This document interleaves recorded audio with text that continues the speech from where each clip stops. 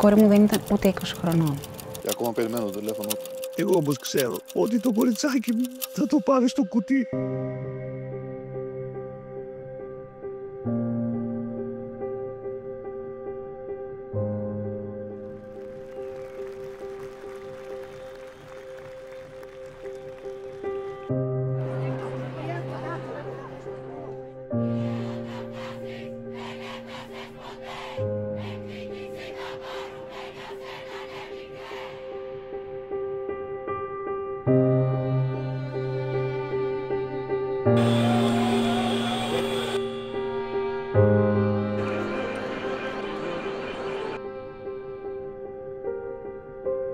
Θα καθυστερήσω, μου λέει. Θα σε πάρω εγώ τηλέφωνο, μην έρθεις πιο νωρίς.